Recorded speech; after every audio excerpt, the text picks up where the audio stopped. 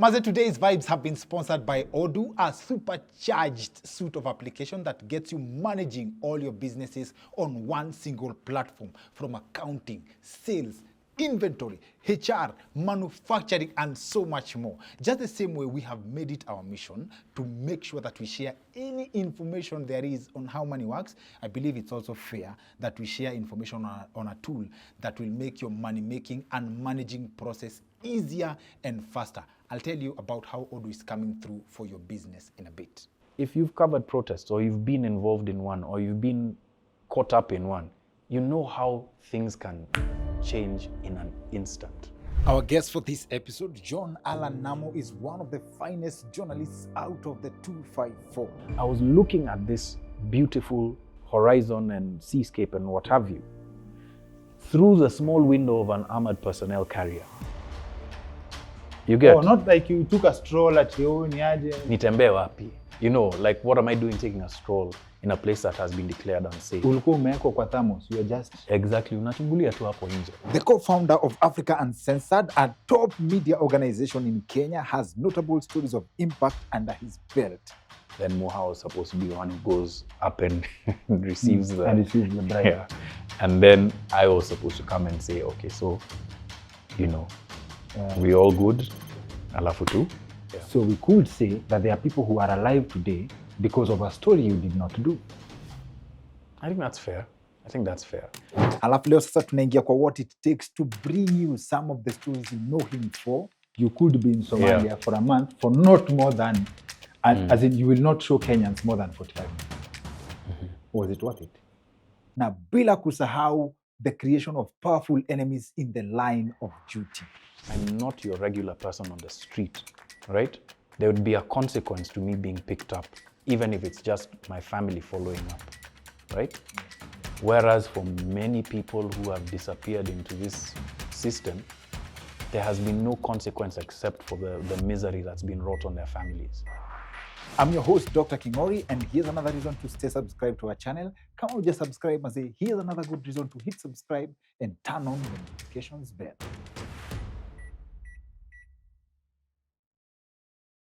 Before to end the show, our conversation has been recorded at Wojo, a premium co-working space in Nairobi, Upper Hill. More about them before the end of this conversation. I'm very interested in, I think, let me just start with one of the most curious things.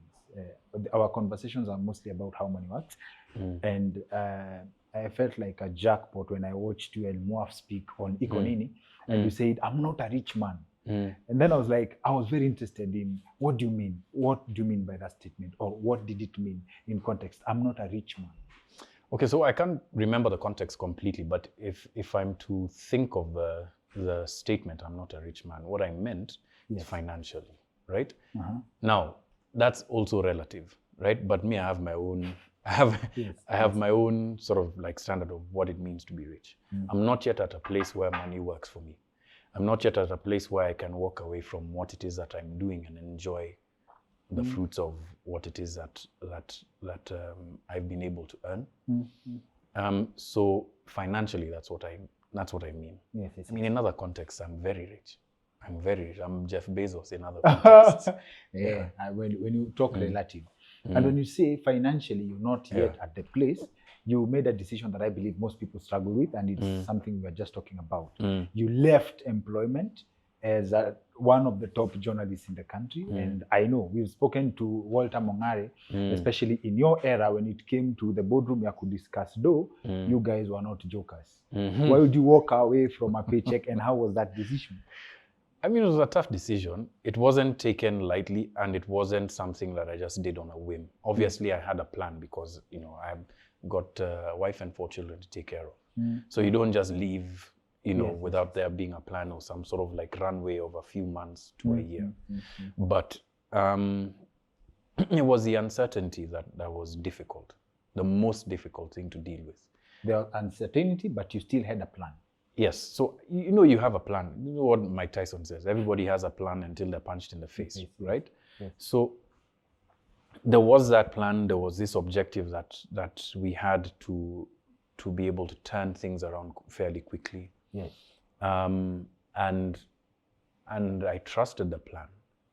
But you see, when you've created this persona and you've created this reputation within the mainstream, it's very difficult for other people to understand why it is that you'd want to then go and try and recreate essentially what you've spent time building.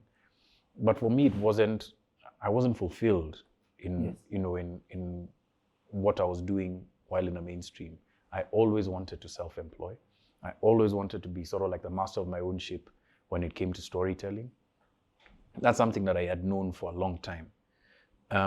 And I felt like the position and the platform that I had demanded of me that I tell better quality stories that are focused largely on the people. Okay. Right? And this is, weirdly, media tends sometimes to be very focused on power structures. So it looks up as opposed to looking around and looking down and seeing how power inflicts itself on people or how power impacts the people. So I tend to take the opposite view. Yeah. For us to be able to create a better society, you need to understand how power impacts the people who do not have it or do not have the access to talk about it. Yes. So that for me is really the premise of why I left. It's important to me because I think that through my work in a small way, we can create a more just society. And And so to answer your question about uncertainty, that overwhelmed my uncertainty. Wow. And it's interesting, you have a plan, you're coming from a place where you are someone's responsibility. Someone has to make sure that you get paid. Yes. And then you go into a space where you are taking other Care. People as your responsibility. Yeah. At what point does that come? Is it part of the plan? Like you have people who will be depending on you on a salary and you just left a salary? Maybe I was foolish, but I really didn't think about it in that way. Because when we left, it was supposed to be me, my co-founder Kasim and Moha going and telling the stories we always told, and we would pay ourselves. We would be this happy band of guys, and there'd be a few other guys who are helping us, but we'd all be, you have a very rose-tinted way of thinking of things. But and this is where now I think I was a bit too optimistic. Yes. When it came now to understanding what payroll is, what tax is, what that function means to the lives of other people who are employed by you, then it becomes a lot more sobering. And so I'll be honest and say that I didn't really appreciate what it meant to take care of other people in that way. I do now, obviously. But it's one of those things I really didn't think about. And sometimes you need to be a bit foolish to make these kinds of decisions. Yes. So that was a foolish part of me, just thinking, it's going to be all right. We'll sort it out, The foolish moves become the smart move. Interesting. So now, you guys did some very, part of this conversation, you did blockbuster stories, like exposés. Did you ever interact with something that was too scary to bring on TV? Ama, you brought it? Yes. No. There's one that comes to mind. I don't even like talking about that one. For real? Yeah. No, it had massive implications. It was at a very sensitive time. And had we gone forward with it, it could have had a very serious impact. That's all I can say. It would have had a serious impact. Very serious impact. Good or bad? Possibly bad. You see, the thing is, in as much as it might have had a good impact, the risk was too great. Is it something that if you gave us a hint, you would have to go into hiding? No, I mean, look, it had to do with 2007, 2008. So I don't want to say what it is. It's not about results, Yes. But if my memory serves, I remember bringing that story to our editor, and our editor was like, I know this one. Let's not do it. And when I was, at the time, I was like, why? This is, it's journalism, etc., etc. Yeah. But in hindsight, I think that was a smart decision. That was an Not- older person using wisdom to inform a younger, more ambitious person that that's a path not to take. What was the cost of not doing it? It was temporary. The cost was egos were bruised. I think sources lost a little trust.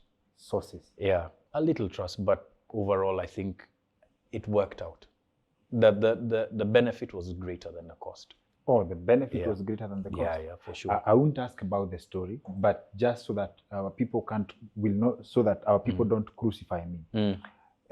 Ndio waende wajitafutie wengine.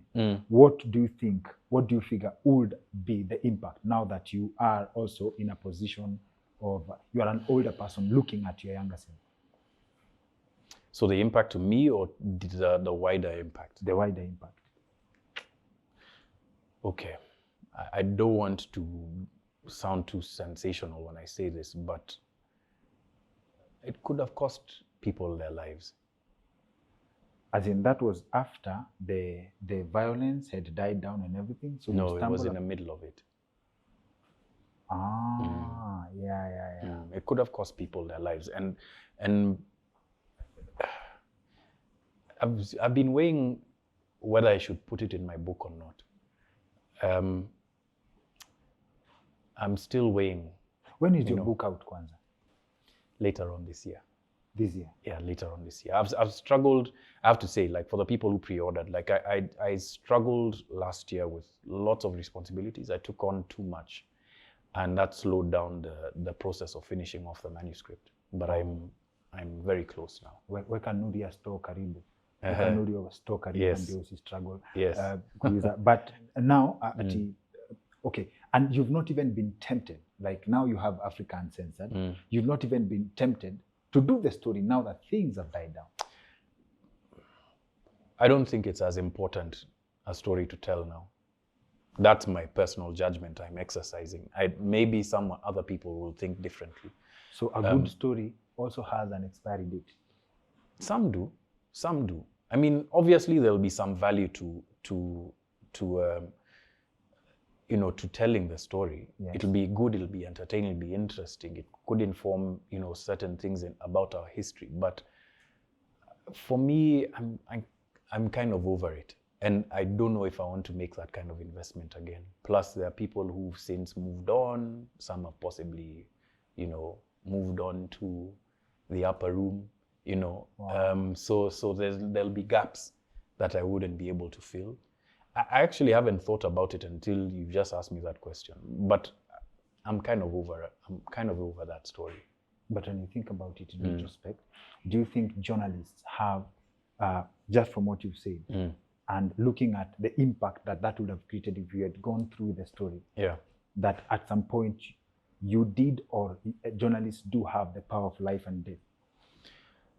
Wow. Not directly.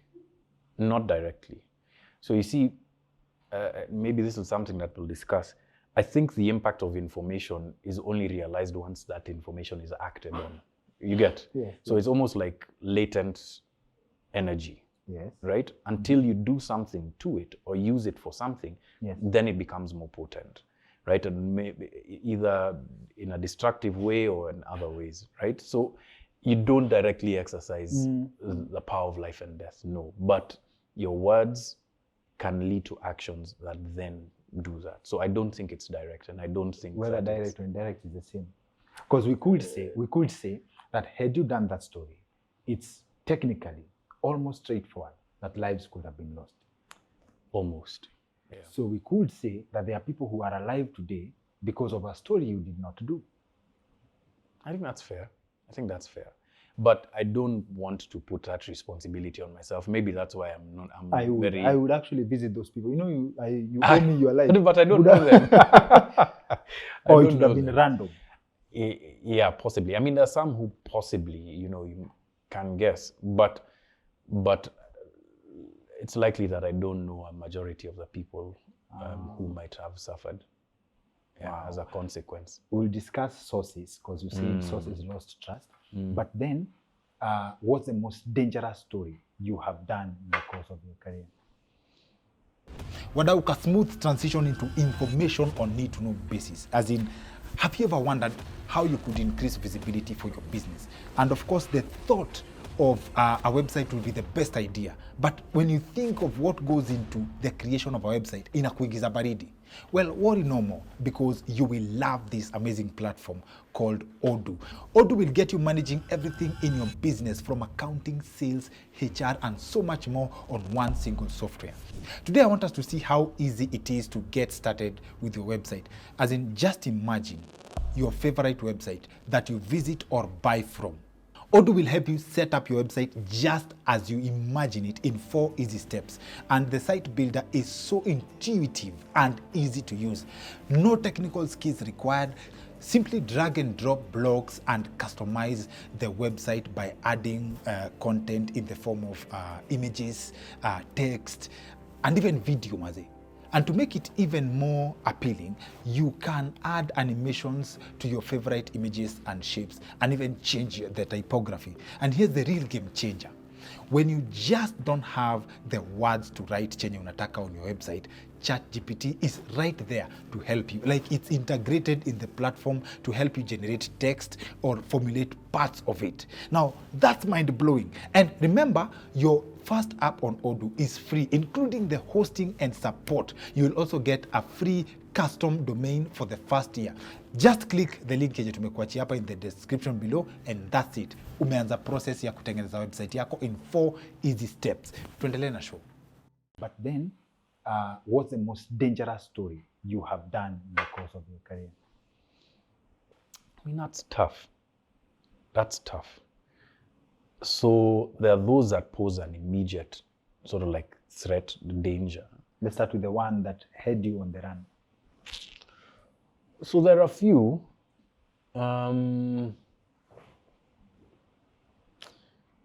Wow. Okay, so if I was to rank them, I'd say the Kabuga story was possibly the most dangerous one, like in that, you know, in that sense. But every time I'm told about the story that we first went on the run, you know, with Moha on, Yes. It was a track it story. Every time I meet like guys who were passing information to us through back channels, I realized just how intent the threat, or how potent the threat was. And so I guess, you know, when you're young, you don't really think, you're like, this guy might kill us, oh my God. But, you know, you're a single guy, you're like, Yes. you know, Yes. akuje. You get? Yeah. You kind of have like that bravado, that, you know. Yes. And again, sometimes to be young is to be, anyway. Let's start. For those who don't know, what was the track it story about? So we found that a person who owned a company that was installing car tracking devices was installing them in some of the cars, but in a good number of the cars that his clients brought to him, he wasn't. And so a lot of guys were complaining that, hey, I have this tracking device, but you guys can't track my vehicle. Turns out that this guy was cutting costs because his explanation was, oh, tax, you know, it's expensive, etc., etc. But it was really just being greedy, right? And we were able to prove it by taking certain clients' cars, like former MP Chapalungu, who eventually becomes the governor, Isaac Ruto. Yes. One of his car was one of the ones that had been installed, a tracking device, but that wasn't there. Yes. So we check a few, and then now we decide to go to this guy with, you know, our findings. But through back channels, we realized that this guy might be interested in bribing us. So we go, but we're like, okay, you know what? Possibly to also keep ourselves honest, but also to just see whether this is true. Let's record what's happening, because Sinia am Twitter. So Yeah. And so we went and we came back, and we told our bosses what we had found. Our bosses were like, okay, the next step is see whether he'll go through with it. So then we create this sting. And the guy comes and I remember, like it was yesterday. Yes. Moha so I was watching Moha from the car. Yes. Then Moha was supposed to be the one who goes up and receives the bribe. Yeah. And then I was supposed to come and say, okay, so, you know, we all good? Alafu tu? Yes. Tuishie. Yes. And so the guy slides over an envelope to Moha. You had agreed on how much? The guy told us, like us guys, we didn't negotiate. The guy's like, I'll give you $10,000. We didn't negotiate, right? What year is this? This is 2009. No. Yes, 2009. $10,000 in 2009. Yes. Yeah. Yeah, it was a lot of money. It was a lot of money. And he promised another 5,000 plus like tours to his other locations in the region. So he slides over the money. We go, we are counting it in the car. We're like, we can't believe this thing. And we go somewhere near here. You could even stop being journalists. We sit under a tree and we start to debate. Hey, bro, this is a lot of cash. See, you know, let's just. Yes. We can tell our bosses anything. Yes. But I don't want to take full credit for the conversation, but I remember saying like, look, this is something that will benefit us now. But if we choose not to take the money, we'll be doing two things. We will be creating a foundation for ourselves, our success in the future. So there was a selfish element to it, but the unselfish part to it was, what if we take the money, someone is carjacked, they are killed, and the car is never found, right? Yeah. So I'm paraphrasing, and there's parts of the conversation that Moa said, other parts that I said, you know, but eventually we come to the decision. And I've told part of the story before. So we walk into the office in the evening. I remember most people had left. And like this glass partition, our offices at KTN had similar partitions. And so we walk into our boss's office. His name is Nzile. He had this habit of tucking in all the time. It's like a tick. Yes. And so we come and we're like, so the guy paid us. And you're like, what do you mean? Moa, you know, Moa has a flair for drama. Yes. Yes. And he puts it on the table. And Zile's eyes like pop out of their sockets. And he's like, hey, let's go. Immediately we see the chairman. The chairman at the time was Paul Melly. Hey, I've never seen a guy so happy. Vijana. He had a very heavy Kalenjin accent. Yes. You have done very well, you know, very good. And still, these boys must be protected. Yes. And from there, sort of the rest is kind of history. Yeah. So you decided to go after the guy? We did.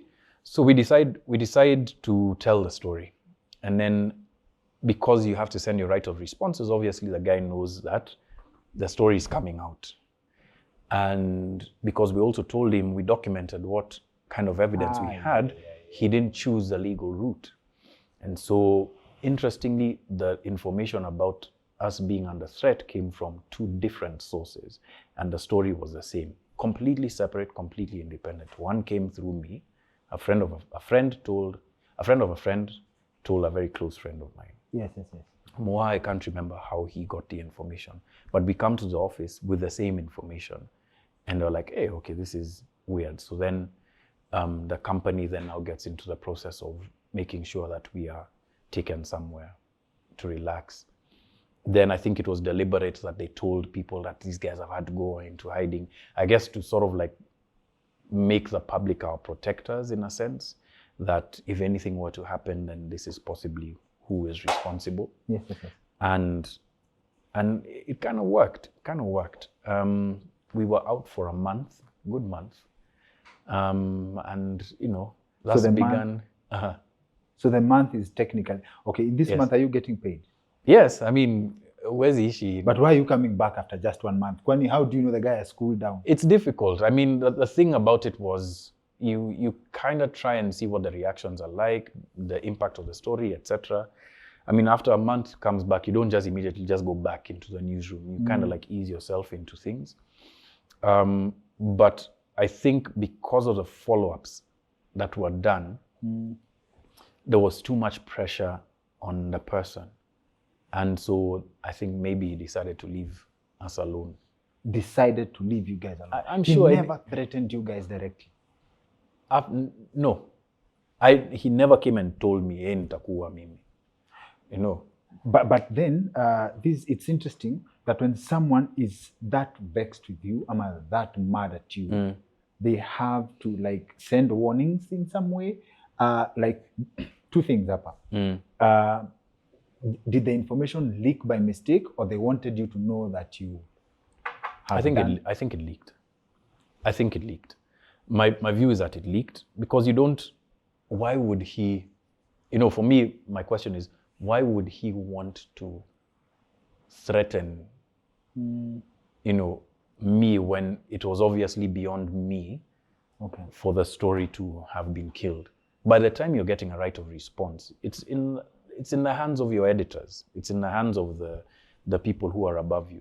So if the story were to die, it wouldn't have been my decision at that point in time. So why threaten me, not my boss? You get?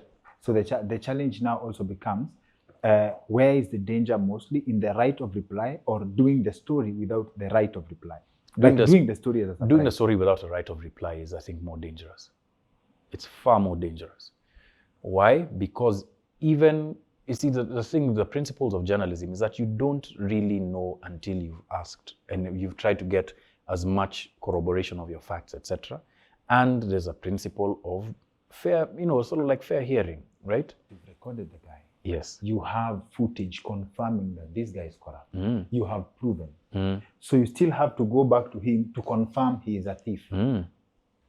Yes, you still do.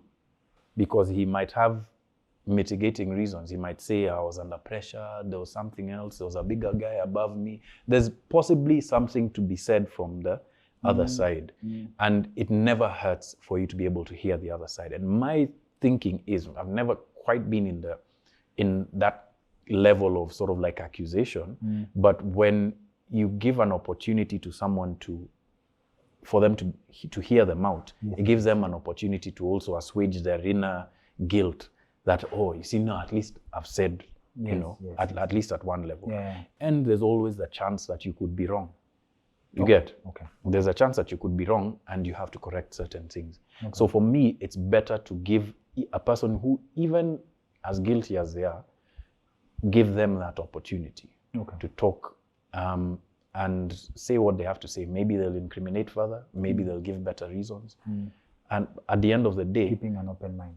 Imagine how angry you would feel if you were a criminal and I did this story about your criminality, but you had a boss and you were doing things at his behest.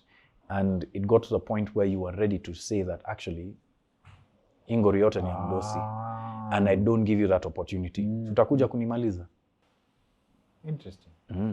And this other story, Felician Kabuga story, very many people have died for that story. Well, how do I put this? I don't know if they died for the story or I don't know if there's anybody who's died as a consequence of the story. But certainly before the story, you know what his track record is. Yes, right? Yes. Rwanda genocide? Exactly. Yes. He was basically one of the top financiers of the genocide.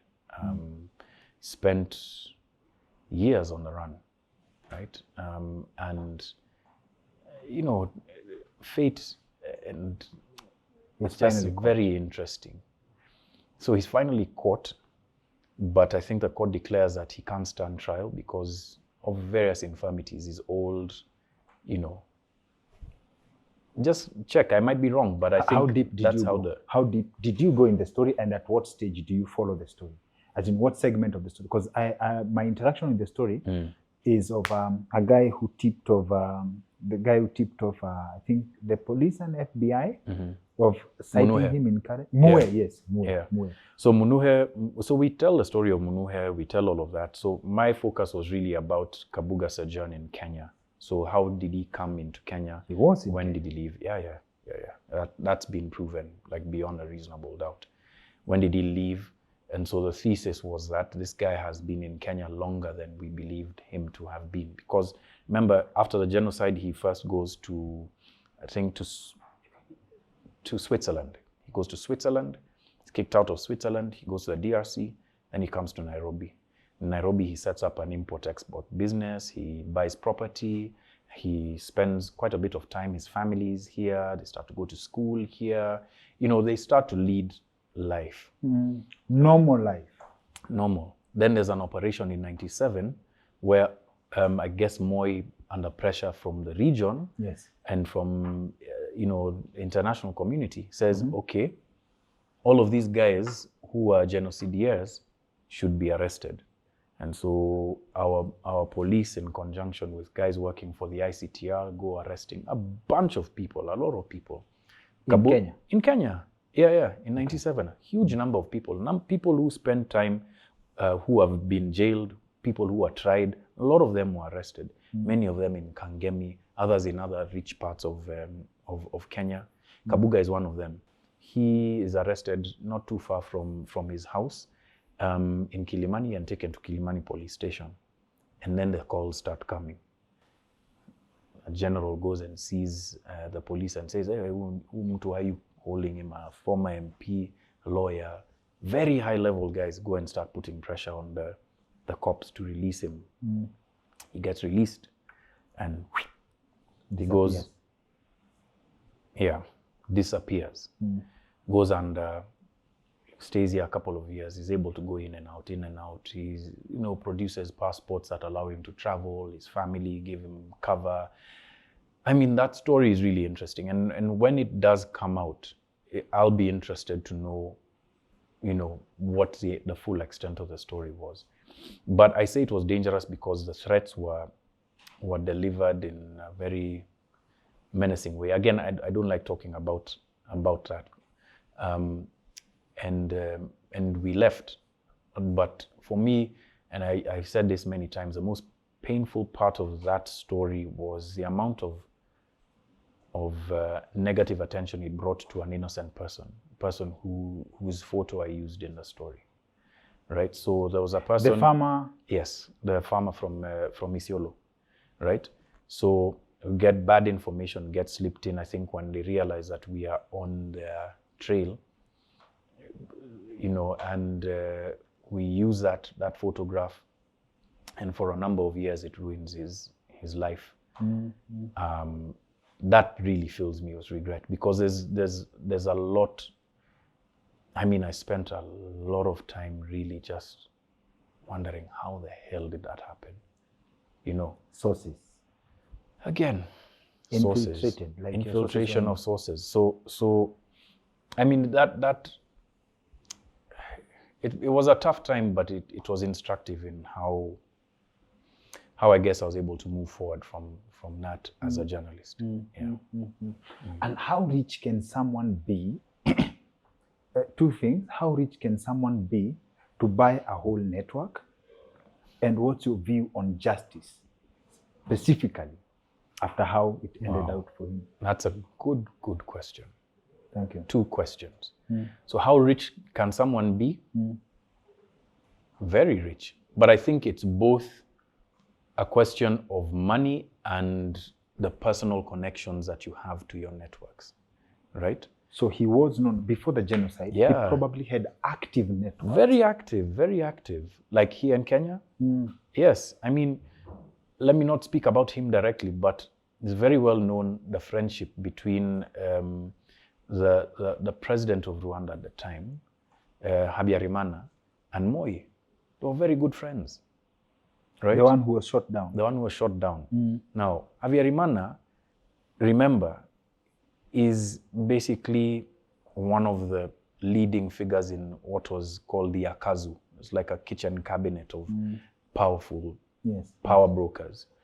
who then are the ones who concoct, the basis for the genocide, the ideology and the reasoning for and the financing for. Kabuga is part of that, Akazu, a few other people. Yes. And you see, the thing about presidency in Africa, I think, is it's also very relational. So don't imagine that our president doesn't have personal and very deep connections with other presidents who might be able to help him out, and vice versa, right? They're human beings. At the end of the day, sometimes you tend to think that presidents ukifika hapo, then you become your own man. Yeah, exactly. No, if anything, you are much more a product of other people's support than you are your own man.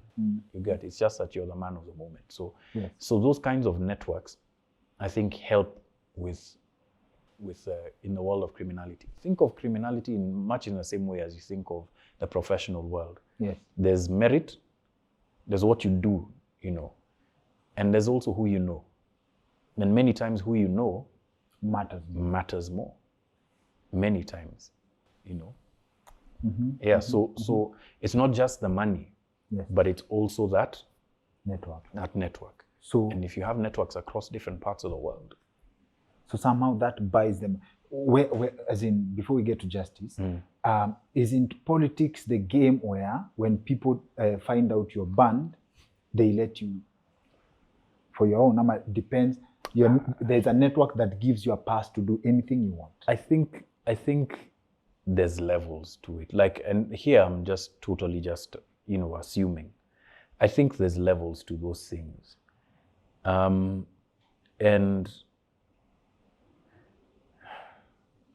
I think in the very not refined, but the very distilled, very hard-eyed, practice of politics. Yes. I think emotion, when it comes to these kinds of things, can be set aside and things looked at in a very logical way. Also, you did this even for things as terrible as a genocide. I think I think maybe there's a way beyond just emotions. Probably say deals that they hold each other again. Let's say probably in my mind, this is not factual, this is just something that plays in my mind. Probably the networks of politics, that's why we talk of stashing. Like people buy safety nets outside their own country just in case they get banned. That's true. Because how was he able to transfer his wealth to Kenya? Obviously, that's true, right? Obviously, that's true. But you see, wealth is just one thing. To be able to exist in a place, you also need kujuana. Yes, you get? You also need that. And why I say sometimes it's beyond even the emotional is, I'll give you an example. Look at what's happening in Gaza right now, right? How much support is the war cabinet of Israel, because it's not all Israelis who believe in what's happening there. The war cabinet and the people who are leading this charge getting from people around the world. For some people support it for emotional, historical, even historical reasons. Yes. Other people have created a logical framework, like we're talking about for that justifies the kinds of deaths that we've seen. Right? There are also business interests. There's also business interests. There's a lot of sort of like countervailing interests that lead to situations like that. And it's very difficult to unpick which one then now is the deciding factor in every situation where maybe a person like Kabuga is hidden or is supported or etc. Could be many things.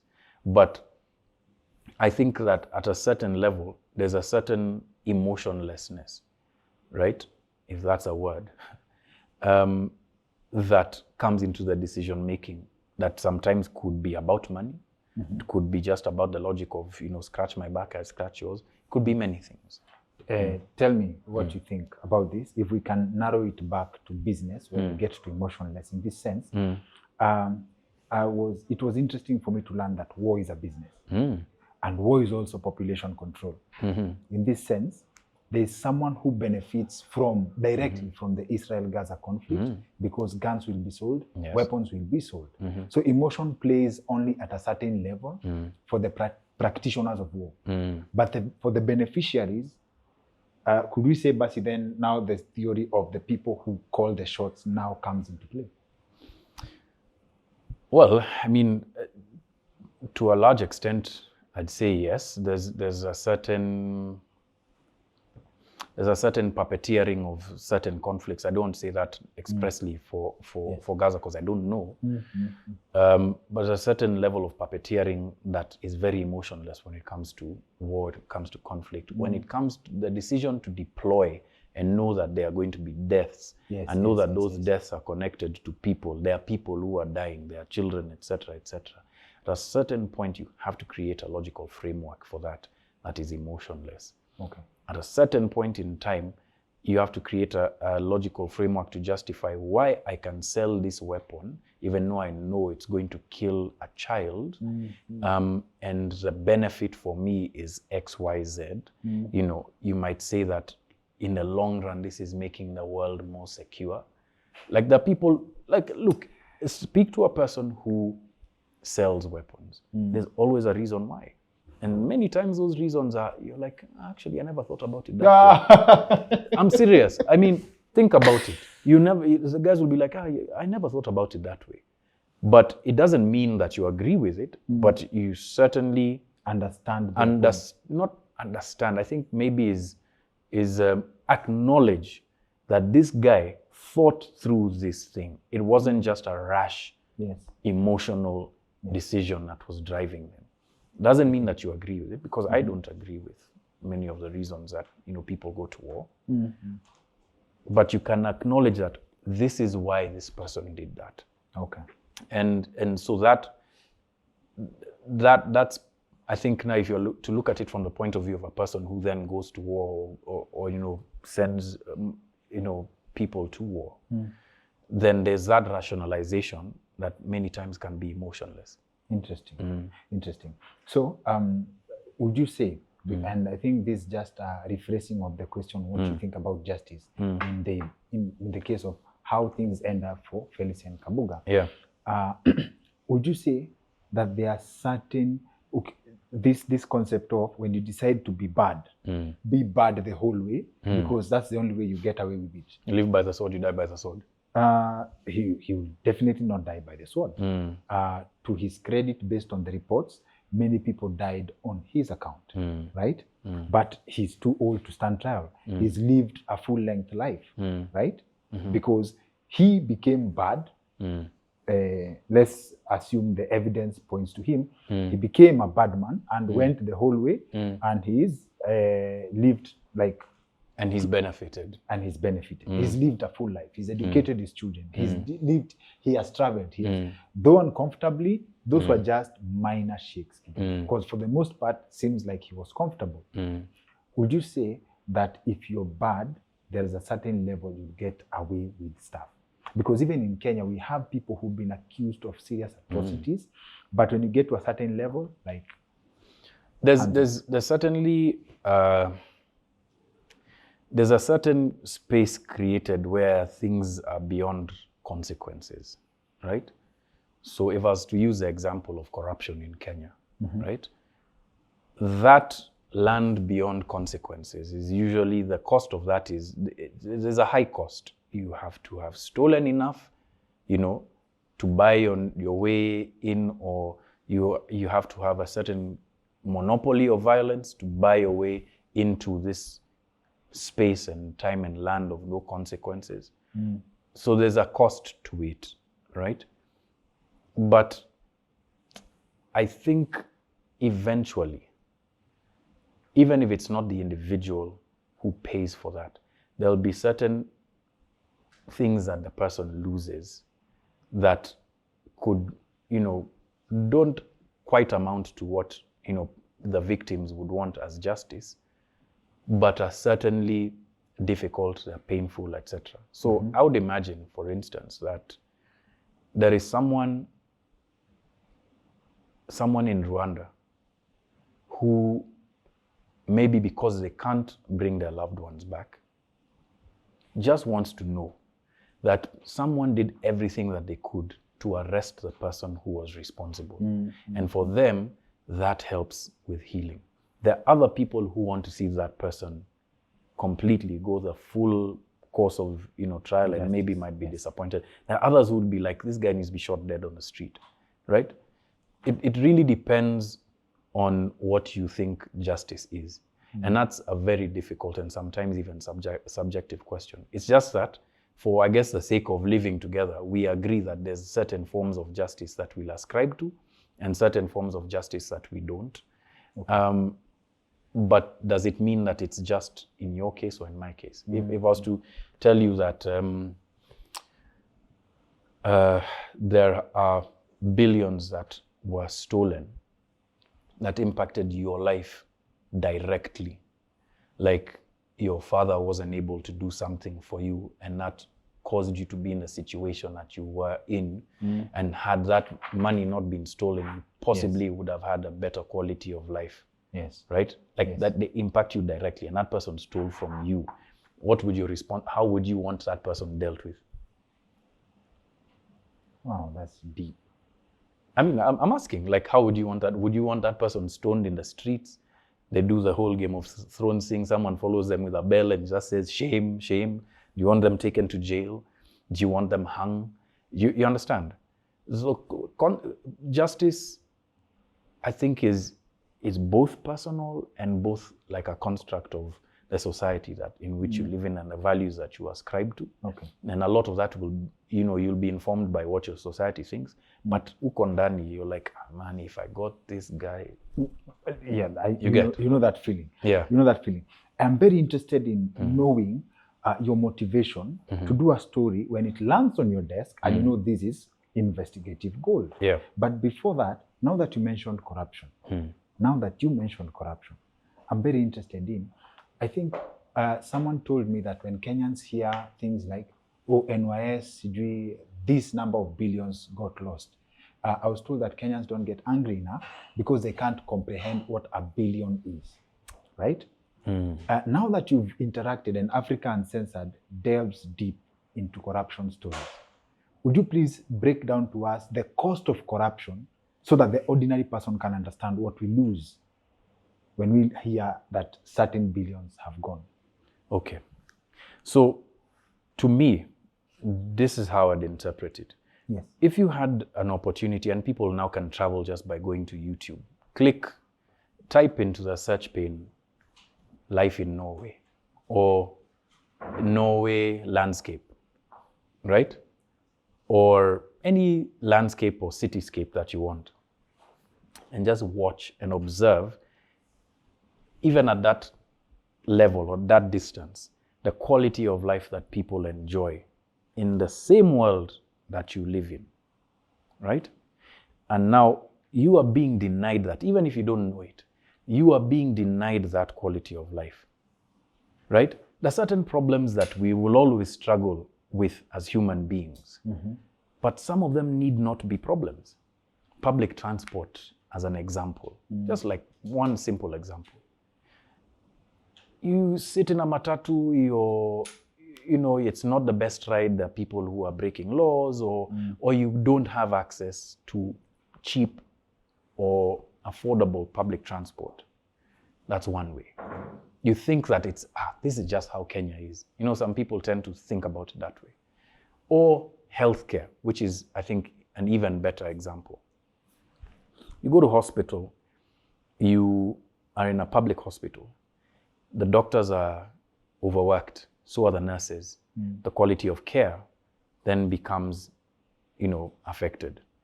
You finally get your diagnosis. You don't have a bed. You have to share a bed, right? You share a bed, you go into surgery. The doctor doesn't have the right kind of medicine. You suffer complications resulting from that surgery. You go home. Because you had complications in your surgery, you now live a very poor quality of life. You can't earn for your children. Your children are taking care of you. You start to feel like you're a burden. And eventually, that one illness affects an entire generation of people who could have had a better outcome if people had not stolen from NHIF or people had invested in healthcare. That, you see, when you make it that personal, then you start to see that it's my quality of life that's being impacted. So I don't need to know what $1 billion does, right? Because money is paper. It's the value that we attach to it. What does $1 billion do for the quality of my life is perhaps what people need to start asking. Am I going to get better roads? Are my children going to go to better schools? Am I going to worry about being attacked every time I step out into the street? Do I feel proud that the person next to me is not suffering? And that's an important one. When you look in the face of the people who are suffering in Kenya, what does that do to you? Do you feel like, hey man, shit, I'm glad that that's not me? At some level, perhaps. Is there any connection between you and that person? And you're like, why is this person in this situation? Could it be because of X, Y, and Z? Right? Okay. So for me, the better question, in as much as we've done and we've broken down for people, this number of beds is what $1 billion can do, etc., etc. For me, the better question is, think about it from the point of view of your own quality of life. Is it better or worse because people are stealing? If it's better, how much better? How much do you have to invest in protecting the wealth that you've stolen before the people are at your gates with sharpened forks and knives wanting to eat you because they know that you're the person who has that? That's the question that our members of parliament, our leaders, are facing right now. And when they steal, I believe it's accurate to say that they do not get to experience the full extent of everything they steal. No. In terms of their personal milking of the value, right? It's just the idea of security that you are a billionaire. Exactly. It's the idea that I have enough just in case things go sideways, right? It's the idea that I can now exert influence over people. I can be in control of people's lives because I have the money. Control. I think that's a strong word. Control. Yeah. Could we then, Basi, say that that's the ultimate goal of primitive accumulation? Well, I mean, to a large extent, yeah. It's control. You want to be in control of your destiny. Yes. You don't want to have to go and secure yourself. You want someone to do it for you. Mtamlipa huyo. You don't want to have to cook for yourself.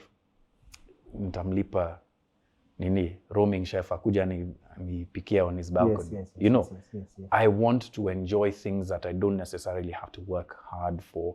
I have the largesse to be able to do that. Maybe that's one reason. Okay. Right? We break it down kidogo. People talk about the public sector salaries. I don't know kama hii example. I saw it from you. There's a problem with interacting with too much content sometimes. The salary someone gets in the public sector. Oh, okay. We'll find it. The salary, like let's say for you, taking a job in government would not sustain your lifestyle. Because if you are to live by the book, you're lucky to get a salary of 300K, right? It may not make sense. But you find someone with a salary of, let's say, 70,000, but they are a multi-millionaire. Yeah, I think it was Mtata who was talking about this. It's a matter of lifestyle. Yeah, I remember. Yeah. Yes. There's that. There's also the other element of like assuming in the best case scenario, right? You started with a very nice picture. I actually went there with you, the Scandinavian countries, because I'm a big fan of those wonderful sceneries and stuff. So, is the quality of life pegged on how much we can afford to pay people or how much we inject into our system? In this sense, like let's assume doctors got paid 100K, but we have more doctors. Versus we have doctors being paid $1 million, but we have less doctors. Is there a possibility that if this cake was shared, instead of someone stealing 100 billion for themselves, if this money found its way into the economy, if more people had this money versus? Yeah, I mean, if we were to do it in those strict terms, obviously there's more stuff to consider. But if you're to do it in that sort of formulaic way, then yes, because yes, there should be more doctors. Perhaps not at the rate that the most expensive doctors are charging, but because eventually they will be able to get paid what they are worth. Why? Because a doctor who is working and who is treating and who has the support that they need but enables you to be healthy in the years of your life that you're most productive. Meaning that your output as a productive member of society then becomes more. Meaning that there are people who are going to come into to take your paycheck and say this is for Caesar, this is for Felix, then now have a bigger pot that can then be reinvested in the public sector that made you healthy, that then now gives better trained, better quality, better paid doctors, right? Better for everybody. So the investment at the time that you don't have resources might be, yes, let's look for more doctors of a certain quality. But the objective has to be that we want our doctors to also enjoy a standard of living that is commensurate with the investment that they make in themselves and in the people. But you have to see it as a continuum.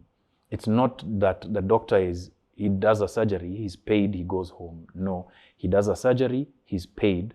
The person who he treats goes home, recovers, is able to earn more, is able to have a better quality of life, is able to invest in their children, is able. That's how societies are built. So if you look at it purely from a monetary point of view, then that might be the formula, if you look at it in a formulaic way. But what if you treated investment as something that's not strictly monetary, that you are investing in that person because you see the value in that person realizing their potential? That changes the way you look at investment. It changes the way you look at money, right? And once you look at that as an investment in this person, in, I guess, the circle of life, right? I don't have the term for it now. You are getting even better payment for that investment that you make. And if I'm to go a bit sideways and talk about this moment that we're in right now, this is why I keep saying that the debate right now is for the soul of Kenya, right? Okay. Corruption is the scarecrow. But what are we really asking about ourselves in this moment? For me is this who we want to be? Do we want to be, is the reflection of a Kenyan at his most, at his highest level of achievement, someone who acquires primitively to the exclusion of other people? Be damned the consequences. Be damned the fact that there are people who have studied for years, that parents have sold cows, they've done all sorts of things, chasing a dream that was sold to them that eventually winds up in a nightmare. Is that the future that we are creating for our children? Okay. So for me, that's why this is more a question about the values that Kenyans aspire to than it is about corruption in this moment. Corruption is the devil we can see. But the question that we are asking ourselves is a question of values. Okay. And that changes the dynamic here. So then you start to look at money as a tool of investing in a person, not in an output. Okay. Yeah. In which case, I would like to turn it around and probably compress the question too. You know the country as is. Would you take a job that pays $1 million bob as things are, upambane na dunia vile iko, or do you take 100K as pay and then you don't have to pay school fees, you don't have to pay for hospital, you don't have to, all your basic necessities are somehow taken care of. Because you mentioned taxes, and one of the most painful things I've gone through is splitting my money with government, because you also have to be a law-abiding citizen, like fundraising for the watches and for the trips to Dubai and the Haramis. But then, but then in an ideal it's you situation, said that, but yes, I stand by that. Carry on. Yes. So based on this analogy of investing in a system, let me use a system. This is a direct question to you. Would you take a job that pays you 1,000,000 shillings, status quo remains as is, or 100,000, and most of your responsibilities are taken care of? 100,000. And I'm not saying this to pander. If I was to be paid 1,000,000 today, I would spend that 1,000,000 doing the things that the 100,000 already assures me that that's taken care of, right? Why do I have to pay for my children to go to a private school to guarantee them a better outcome than their fellow citizen? Why do I have to pay medical insurance on top of NHIF to assure my family of a better standard of treatment than my fellow Kenyan? Because that's what corruption creates. It creates a system that sustains itself because of this mentality of, I must be able to pay for these things, otherwise I suffer. So people look at the absolute, figure of 1,000,000 shillings and think, Mike is a lot, right? Yeah. But you're paying for additional security, you're paying for a four-wheel drive, you're paying for, you're paying for school fees, you're paying for better quality food, right? You're paying for all of that, and then you're still paying tax, and that tax is stolen. So what's the benefit of 1,000,000 if you're still going to pay for all of that? You're still earning the same 100,000 that person who has all of these things taken care of. I think you've just unlocked why it's important for anyone, even the person who is okay, to think about the conversation right now. Yeah. If you're better than the person who is suffering right now, it means you're not even safe with what you have. Nyashinsky put it really well. I'm richer than my neighbor, but we're both in a slum. Fine. Naeza karanga nyama kwangu. Yes. But when the fire comes, it comes for all of us. It won't discriminate. Because while I'm here eating my meat and my neighbor has nothing, there's no investment in fire breaks. There's no investment in fire extinguishers. There's no investment in a fire station. What will my money help me with when the fire is over here? I'll throw it at the fire and say, hey man, nimekulipa waenda uchome nini za watu wengine. You get? Yeah. So of all people I know, I believe, before we discuss sources, I held that as a mental note. Of all people I know, I believe you are very well placed to discuss how corruption fights back, right?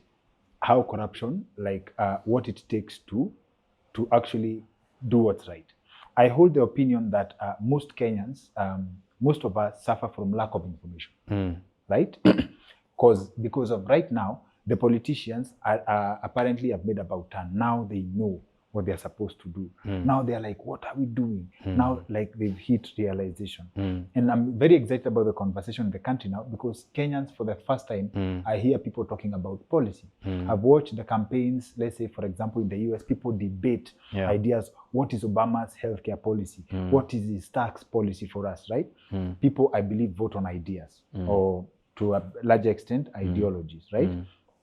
Now corruption fights back. Information is very important. It's very important that information reaches the people. You've been a journalist responsible for information reaching the people, right? How hard does corruption fight back? Very hard. So we imagine corruption as this marauding beast that consumes everything in its path. And in many ways it is. But corruption is also seductive. It's a seductress, right? Come, let's talk. Things aren't so bad. Just come, sit down here. We can sort it out. Why are we fighting even? Just take this glass of water, drink. It tastes nice, right? Look, I've got an entire vat of water like that. Yeah, so you drink, you have. Now that you're well fed, what were you saying again? Yeah. You get? Yes. Right? There's that side of corruption fighting back that people don't see, because corruption appeals to a very primitive, sometimes very personal and selfish interest when it's applied in that way, right? Okay. Corruption, the impacts of corruption are the marauding beast, right? Yes. Maybe a better analogy, the impact of corruption is the iron fist, right? But the velvet glove is what keeps corruption from being seen for what it really is. You get? Yes. So when you think of corruption fighting back, there will be difficult, sometimes even incredibly impactful and painful things that people go through. I saw Boni writing about Okia Omtata and not having his front teeth. 10, is it 10 teeth? Yeah. Inside, his skull is broken. I think he has a metal plate in his head. Yeah. So many injuries. So imagine a person who is fighting for the justice of people that he'll never meet, having to pay that personal cost, versus the person who has the opportunity to help him, but is told, that guy's a madman. See, he was one who was chaining himself to a fence on Harambee Avenue just a few years ago. Leave that guy alone. You come, let's talk. Now, see, you wanted this guy's problem sorted out. First, we've sorted your family, we've sorted your guys. Now, we'll even give them a little bit. But you see, uko sawa. So you're able to dress in good suits. You're fine. So, shh. Right? When you're convinced enough that the interests of the person who is suffering the most are not as important as yours, then now that's when corruption starts to win. That's how I view it. And it might be a simplistic way, but it's my frame of reference for how I view corruption. Have you ever been disappointed by, let's say, for example, in the years that you spent in the newsroom, where corruption won? Oh, yeah. First of all, there's two sides to this. The first side, we have people going through a lot. A politician comes, they have, human beings cannot escape from instant gratification, right? Politician comes, hires a few people, let's say 2K, 1,000 bob. This person doesn't have anything to eat, for example. And there are people who, this is a job for them. There are people who actually, professional goons, right? Their job is to be used to make sure that status quo remains. But can you blame them? Look,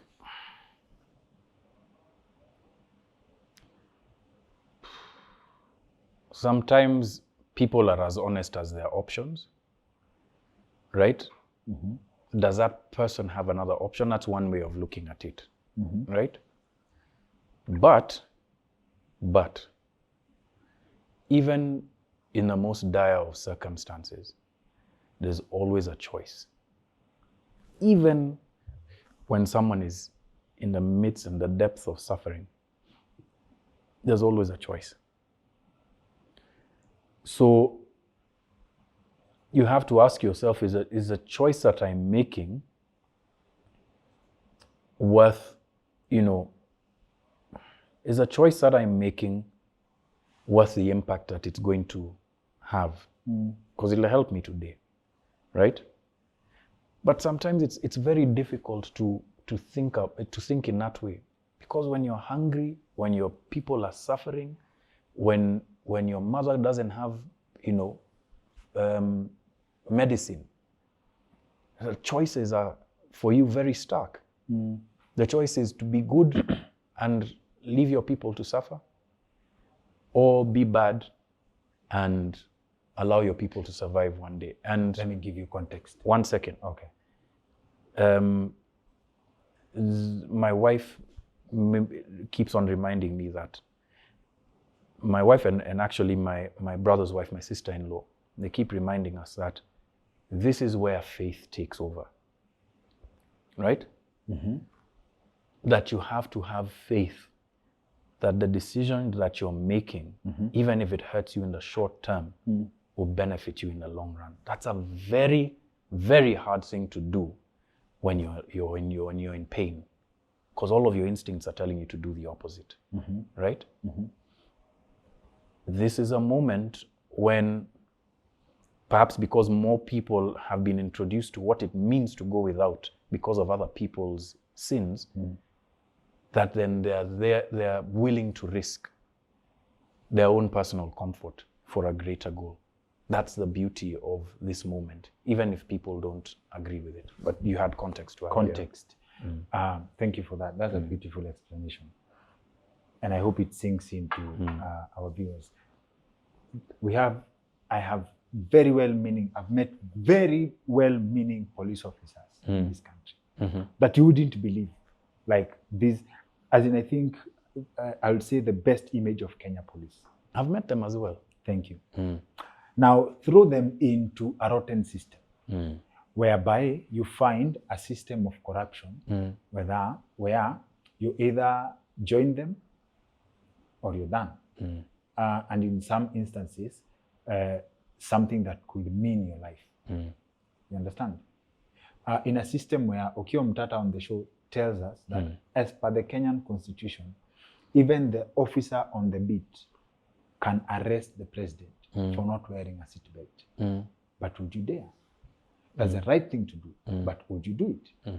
You are in a place where, let's say, for example, you know of corruption. You have the choice. You say that in every situation you're presented with a choice. You either be a part of it or choosing not to be a part of it could even mean your life. What choice is there? Are we that far gone? No. So I draw a lot of inspiration from Malcolm X's life. And because for me, he represents like the entire spectrum of what a human being can be. He was a pimp, he was a hustler, he was a criminal. He spends years and he finds his road to Damascus. He becomes who he becomes. And even then, he also has other epiphanies. Why I'm using Malcolm X's example is that there's something that he was described as a straight man in a crooked game. So he goes into the arms of Elijah Muhammad, finds that Elijah Muhammad is not the person that he believed he was. He struggles with that question, tries to figure out ways in which he can get Elijah Muhammad to self-correct. Eventually, he leaves the Nation of Islam, and creates his own church. The evidence so far points to the fact that it was people from the Nation of Islam that killed him, obviously at the instigation of members not instigation, but the feeding of the FBI. It's a very sad, it's a very tragic way to have ended the life of such a brilliant man. But his life and his death tells me that it's almost impossible for you to exist within a system without it corrupting you in some way eventually. And you reach a point of saying, okay, now this is too much, I must leave, or let it corrupt me completely, or let me save this small bit of myself for my own, sort of like logicizing that I'm in my heart of hearts, I'm still a good person, and all of these things I'm doing to survive. That's, again, it's a difficult choice to exist in a system that doesn't allow you to be the best version of yourself, right? In a morally upright way. Now, to whether people like these police can survive, I can see the choices are very clear. And when it comes to death, many people will choose life. Yes. I like life, I do. And faced with that choice, yes. I could possibly even do the same, right? But this is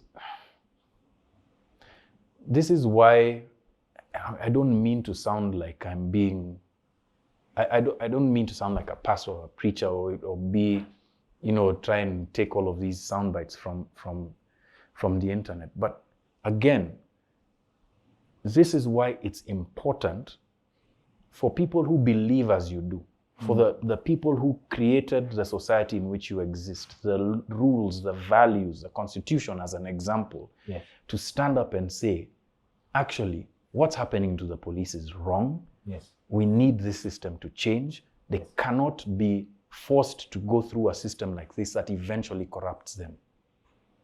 This is why it's important to speak for other people.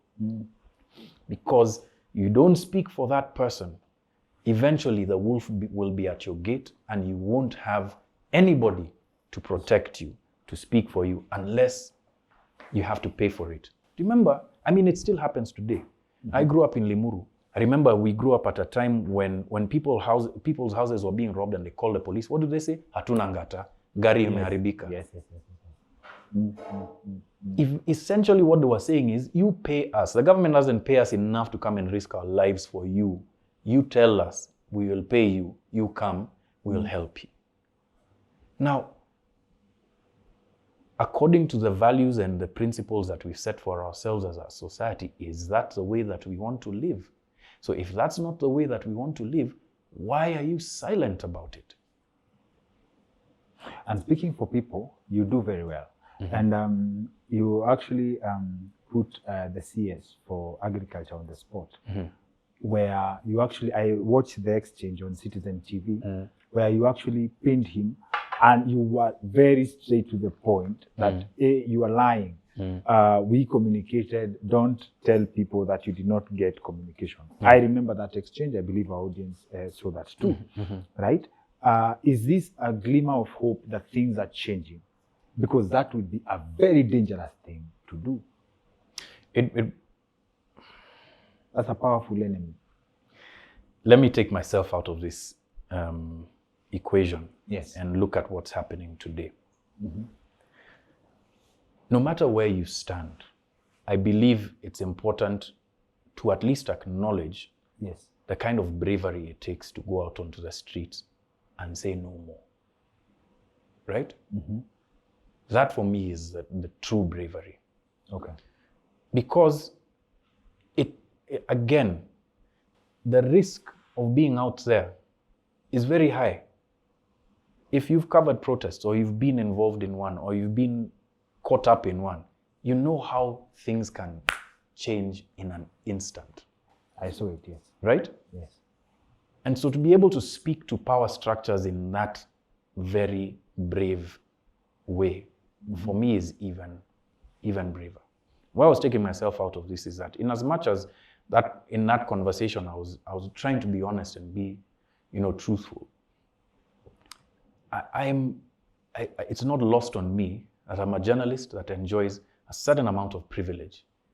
A, because of the time that I've spent in this career. B, because of the platform that I have. C, because I'm not your regular person on the street, right? There would be a consequence to me being picked up, even if it's just my family following up, right? Yes. Whereas for many people who have disappeared into this system, there has been no consequence except for the misery that's been wrought on their families, right? So when I say that, there's a certain amount of privilege that affords me that opportunity to do that. The braver thing to do is to say it when there's no backup, right? Yes. So it's brave, but at the same time, it's also sad, it's also dangerous, it's also scary, because you've pushed people to the point where their personal safety matters less than the point that they have to make. Okay. Yeah. Okay. As in, is it a mindset change for Kenyans, sana, in terms of you going back up or not? Yeah. Going after a minister is not a joke.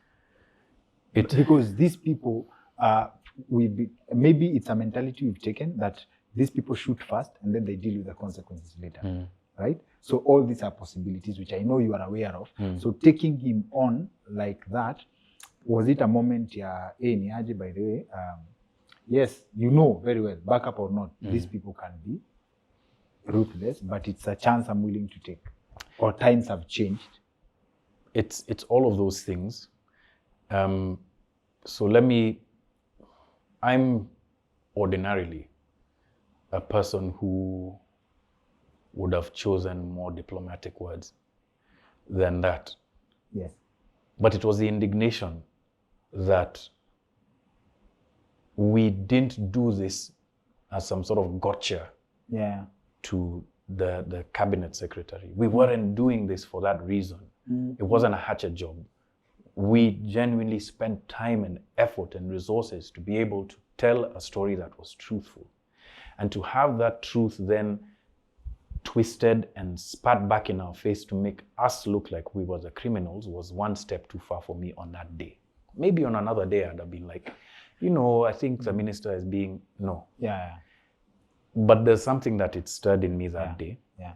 And I said it. Do I regret saying it? No, I don't. You shouldn't. Not for 1 minute. But do I wish that I didn't have to? Yes. I wish that I didn't have to make this some sort of exchange. I don't know the guy. I don't know him from Adam. He probably has, a good side to him. I don't know him. So why am I fighting with him? Understood. Why can't he just do his job?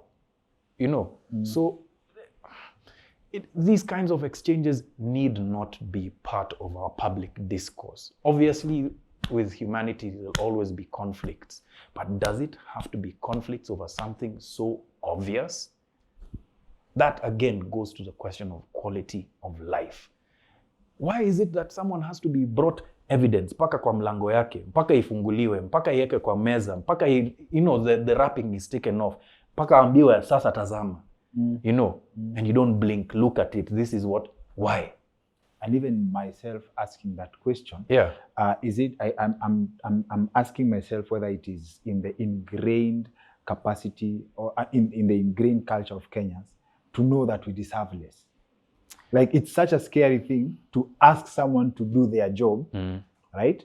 That it's scary to watch someone else ask someone to do the job that we pay them. I hope that mentality changes. I hope so too. I hope that the expectation is that not even of the people who are depending on you to do your job, just of yourself.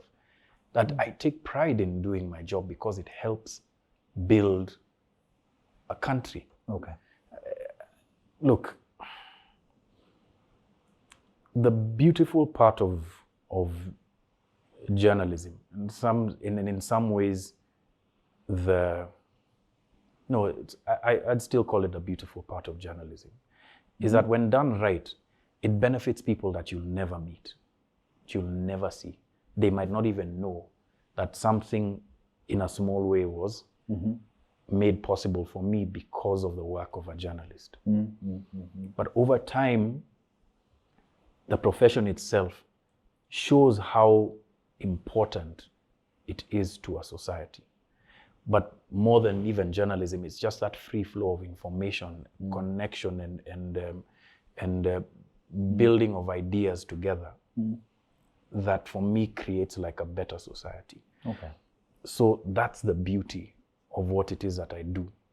There has to be, I think, for the people who love what they do, like an appreciation of the art, an appreciation of even the philosophy behind it. Yes. That can tell you, even lie to yourself, God damn it, what I'm doing matters. Okay. And it'll matter in ways that I can't even comprehend. Okay.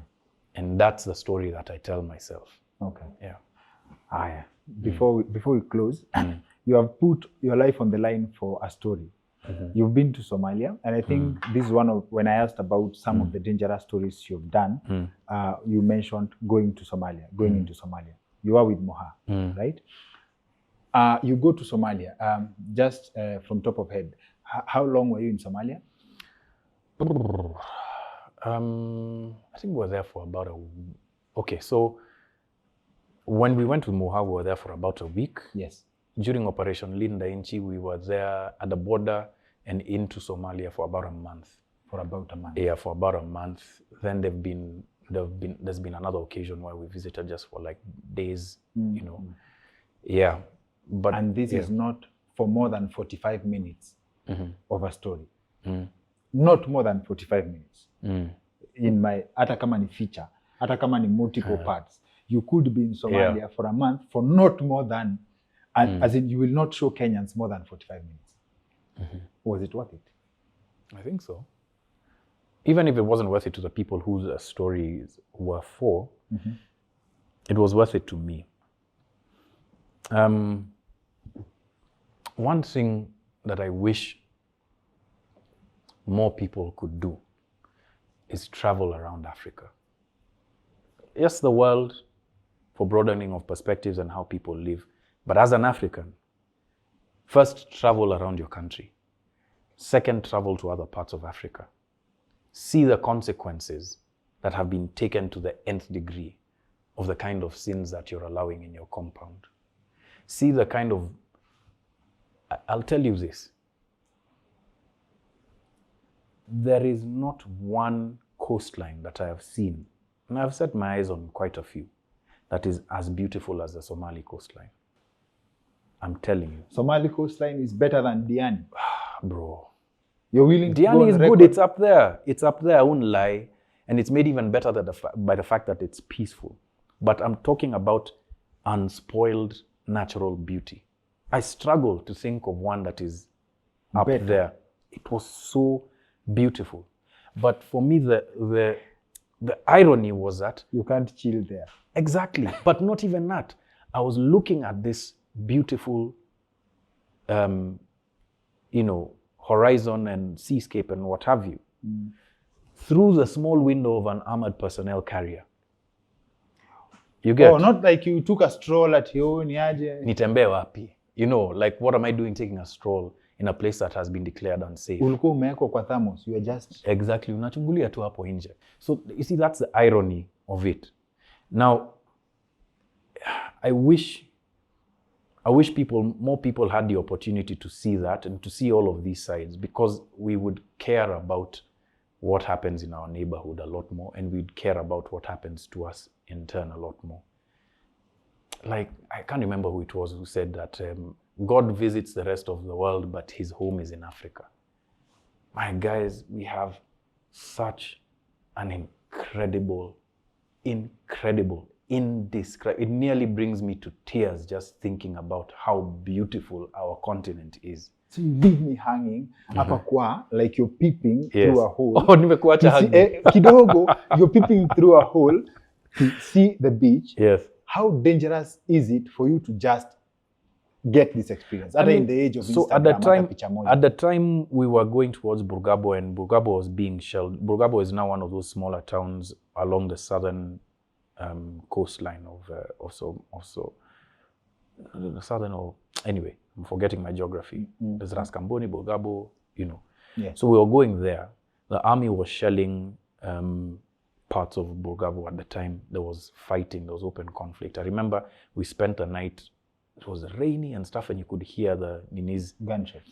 Yeah, the gunfire and the shelling at certain points. Yes. And so to say that it was dangerous, yes, it was a dangerous nini. We weren't like there at tukiona guys exchanging. That I've seen other people experience, and I wouldn't even want to be in that situation, right? There are specific places where people fight. It's not like the fighting is everywhere. It's not everywhere. The fighting is well distributed. It's like it's devolved. Yeah. So it's like, you see, like these guys make their stand here, you're fighting these guys over here, they've gathered over here, mnaenda mnafuatana nini. Yes. It's like a war, like just like a conventional war, right? So actually, come to think about it, the most dangerous place for my life was actually at Riverside, Dusit, right? If I think about the amount of danger that I was facing. You see, because in Burgabo, I was with the army, I was embedded with the army, I had an APC, there were guys with guns around me whose job it was to fight the other guys. But at Dusit, we went in with those guys not knowing what the situation was, and there's gunshots you could hear, there's people running away. It was a situation in complete disarray. Do you get some form of combat training before you get inserted in these situations? So prior to Dusit, we had done some hostile environment first aid training, right? But prior to Somalia, no, we hadn't had like formal training. We were just told, mjipange vizuri, don't just go dangerous places. So in Dusit, it is you and the soldiers going in. You have a common agenda, or the police, and licensed firearm holders, some of them, yeah. So there's two camps here. All of you want to get nice shots inside, but you are not, as in Yako, you are protected by these people to get your shots. I don't think we were protected. I think because we were going in with them, their job wasn't to protect me as a journalist. In fact, I had to stay out of their way so that they could go and do their job of protecting the people who are trapped inside Dusit. So we had to film in such a way that we weren't in their way. Remember, we were one of the first crews to arrive, right? And so as we're arriving, the cops are arriving. You get? So you have to kind of like hang back, don't get in their way, recognize that it's a live situation, but try and be responsible enough to report what's happening without trying to cause panic. A lot of things that were going through your mind. Report what's happening without causing panic. Without causing unnecessary panic. So report what you can see, not what you imagine, right? And that sometimes the inclination is in a dangerous situation to say, oh my God, there's firing everywhere. So shit I is don't going express down. myself. I don't express myself the way I talk. Imagine the person who's watching you, how they are feeling. I'm like, oh my God, there's someone who I know who works in Dusit. So it's your responsibility to manage their emotions. To be factual, to be truthful. Even if the facts are sensational. See, you need to, like, you can't DJ Afro a news report. Like you exactly, you don't do that. You don't say, wanaingia shabash. Ndio hao. Sio hiyo. No, not that. Like ile kwani what were we taught tanakali za sauti? Like you can't take, it's only good for other stories, but for this, like live in the action, you can't. I think in that situation, report what you see. I think Mohammed did. Not. Hey.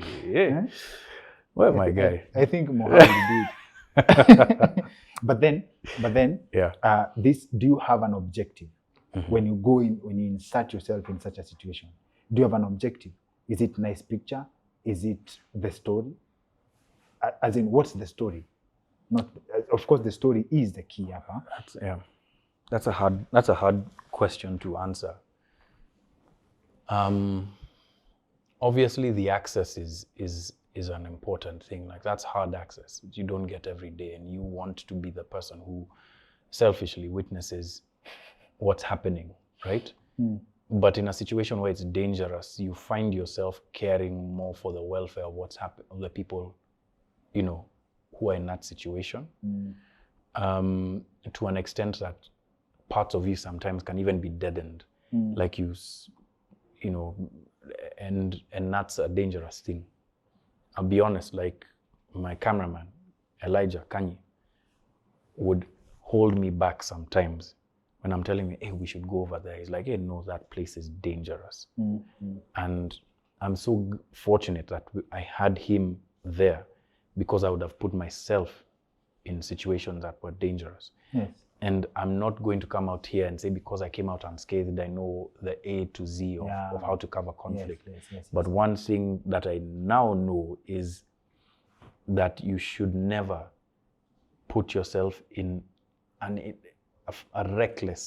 situation where you're treating danger recklessly. Guy, I even forgot your question. No, it's okay. Like the objective of going in. Yeah. Okay, so the objective for me at the first time were like, what the hell is going on? So we're going to find out. Yes. When you find out that it's a terrorist attack, you're like, oh my gosh, we need to figure out what's happening here. Then, in now like some of the lulls and you're feeling a bit safer, you're like, hey, okay, we need to go and get that kind of access, etc., etc. So a lot of things were happening on the fly, but eventually what we then came out with, and possibly why we didn't even like go and do we just showed people, this is what happened, this is what we saw, is because we were trying as much as we could, even with those emotions driving us, to be as responsible as we could in that situation. So there was 3 of us. There was myself, Elijah and Sam Munya. And the three of us, without maybe instinctually, like knew what everybody's role was at that point in time. Ah, okay. God visits the other parts of the world, but he stays in Africa. Yeah, I can't remember who it was that said that, but man, you need to travel. Yeah. What else do you bring home other than the story? Let's say, for example, when you see what's happening in Somalia, what people could enjoy if actually there was peace. Like, I think that can be summarized as the price of peace, like people not getting to enjoy that peacefully, right? That's a cost. What else do you bring home other than the story? There are a few things, but what I find myself talking about the most whenever I visit other African countries, to my kids especially, because those are the people who get the most benefit of some of the things that I've seen, is just how, or rather maybe like a yearning for when the sun will shine on this continent again, like for all of us. Okay. For that era of like peace, prosperity, power, and being in charge of our own destiny. Okay. For me, that's the thing that really, really upsets me about being African and living here, is that I know at some level there are decisions that are being made that affect me that I have no control over, no agency over. Even my leaders don't have agency over. At least they don't try to create or regain that agency. Because if they decided to act selflessly and do the things that they needed to do, this continent would be one of such astounding prosperity that everybody would then now want to come and live here. But more than that, knowing your place in the world and knowing that that place is not one where it is a given for majority of your people to be suffering is a great thing. It's a reward in itself. Okay. And have you ever lost to corruption, like in your journalism career? I hear of stories dying, natural death, a story that would have been of great impact to country. Have you ever lost to corruption? Yeah. That will be a story next time. Yes. Thank you very much for sharing your time with us. Asante. Thank you for honoring our invite. Drank so much water. Hata sitarudi kwa hizo mental notes nimemake. Please, kama kuna mental note tumeacha hanging, please tell us in the comment section. Share with us. Mazi, asante sana for sharing. Nimeshukuru bana. This has been an interesting conversation. I appreciate it. And all the best. All the best. Yeah. Thank you. Manzi, asante sana for sticking with us up to this point. I hope you enjoyed our content. I hope I fulfilled our promise. I trust that this was time well wasted. Please feel free to join our family by hitting subscribe and turning on the notification bell. We have so much good vibes already uploaded on the channel. We have so much more coming through. You don't want to miss out. I also hope that you loved our location, the shots Nini. That's just a highlight of Wojo. Wojo is a premium co-working space in Nairobi City. If you ever have office needs, ofisi imekuwa furnished kila mahali. I'm talking premium conference facilities, office space, a space that can bring out the best of you as far as creativity is concerned, productivity. You need to get in touch with Wojo. They'll give you flexible contracts, a very prime location, flexible working arrangements, affordable rates in a premium location. I've been your host, Dr. Kingori. See you on the next one.